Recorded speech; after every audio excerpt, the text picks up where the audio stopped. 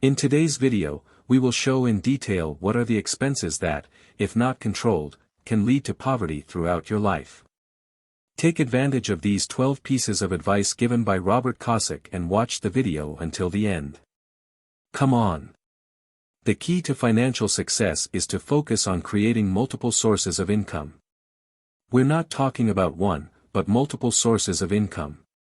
As we educate ourselves financially, develop an entrepreneurial mindset, and generate business ideas to earn income, at first it is crucial to pay attention to spending in the fate of our money. Financial mindset. Often our financial mindset is shaped by our past. In 99% of cases, our financial journey begins with employment and dependence on a salary. However, if we are financially intelligent enough, this job and salary that, for many, is a curse, when properly managed, can turn into capital. You can use this capital as seed to start making profits, doing business and investing. The ideas we'll share in this video to reduce spending can be the starting point for a world full of endless opportunities for you. All you have to do is learn how to manage your money.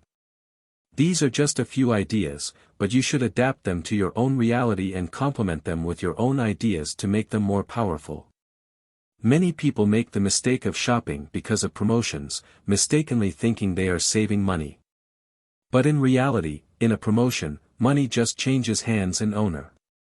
Being rich or poor depends on the direction that money takes. If most of the time money is entering your account, then you are definitely on the way to financial freedom. There's a very popular phrase among poor people that says, if you never get into debt, you'll never get anything. We are certain that few sentences generate as much poverty and economic slavery as this. The reason why this phrase is so harmful is this: when buying on credit, you pay compound interest.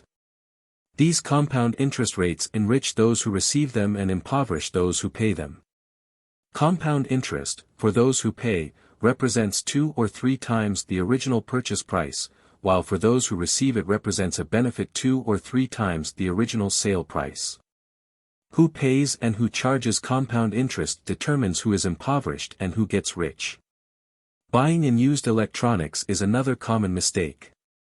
These devices are designed to make our lives easier and better, but a person who does not know how to manage their money may end up buying an unnecessary electronic device that will probably just accumulate dust at home. Likewise, buying products only by the brand is not recommended. Many brands do not add value or quality to your life, just multiply the price for being considered fashionable. Instead, buy what you really need, what is useful to you or what provides comfort, avoiding purchases just because of the brand. Spending money on cigarettes not only harms health, but also negatively affects finances. In addition to harm to health, smoking is expensive. Just make a calculation with the currency of your country, the monthly, annual cost and over several decades reveals the significant impact of this addiction on personal finance. Shopping can be a common pastime for many people, especially on payday. However, this can result in wasting time that could be better used for reading, education, training and growth. In addition, visiting the mall can lead to impulsive shopping and credit, further compromising the financial situation. Avoiding impulsive purchases is critical. Buying something without thinking can lead to unnecessary spending and damage your long-term finances. Therefore, it is important to resist the temptation of impulsive shopping and make financially conscious decisions. By taking a conscious approach to spending money, you'll be on your way to building a solid financial future and avoiding pitfalls that can lead to poverty. Impulsive shopping refers to acquiring something unnecessary, often just to experience the satisfaction of having something new. It is possible to feel important through these impulse purchases. The disparity between rich and poor is evident, because the rich accumulate more wealth by selling, while the poor, by buying excessively, end up getting poorer. The example of having a large television illustrates this difference.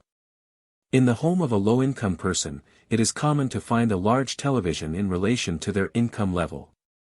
On the other hand, in the home of someone rich, one can find a library significantly larger proportional to their income. Television often becomes the main educational medium for the poor and middle class, who are exposed to soap operas, reality TV shows, soccer, beauty contests and advertisements. Questioning later why they earn so little. Buying smartphones on credit is another practice that can compromise finances. Although these devices offer numerous applications and tools, many people end up using them only for WhatsApp messages, social networks, and taking photos.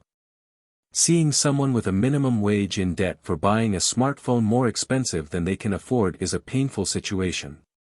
Going to nightclubs can be expensive, especially considering that alcohol is often more expensive than food. While having fun is important, the lack of control at night outings can prevent the fulfillment of financial dreams. Acquiring a new car is considered a luxury unless it is used to generate income. New cars quickly lose their value, depreciating about 25% when leaving the dealership and approximately 45% in the first 3 months. Going to restaurants is discouraged, especially for the indebted middle class, who often spend large amounts on meals away from home. This practice may represent an escape from the construction of wealth. The reflection of this is that the rich get into debt to acquire assets, while the middle class gets into debt to acquire liabilities and maintain an appearance of wealth. The poor, in turn, spend to buy small items on sale. Focus on the mind determines outcomes. Smart spending is crucial to achieving wealth and financial prosperity. By focusing on growth, reducing spending and increasing spending capacity in a disciplined manner, it is possible to start building wealth. Educating yourself financially is fundamental to this process, and discipline in spending allows you to seize opportunities, especially for those able to identify them. Having a financial fund is essential, and it all starts with consciously reducing spending. Analyzing each of the expenses mentioned above, assessing whether they are really necessary and reflecting on their importance in life are crucial steps. Many expenses, especially the small, frequent and repetitive mentioned above, are unnecessary and harm the financial future. Remember that a boat does not sink because it breaks in half, it sinks due to a single hole through which the water begins to enter, drop by drop. Similarly, our personal finances can sink if we don't have the financial capacity to seize opportunities. There is no point in educating financially to invest and negotiate if all our personal finances are escaping with multiple holes and money trickling through our fingers. It is essential to learn to control spending. I am not suggesting that you focus only on spending at once, it is simply necessary to control those mentioned earlier and also those that got out of control. Once you take control, direct all your focus, energy, imagination and intelligence in building income, increasing your earnings, monetizing your talent and improving your financial intelligence. The most crucial is to put your income on autopilot, allowing you to generate consistent earnings. Focus all your energies on this project, but be aware if you feel there are holes in your boat. The money you earn on one side may be slipping through the other. Control your spending and focus on generating income. Once you absorb this knowledge, you will achieve all your financial goals.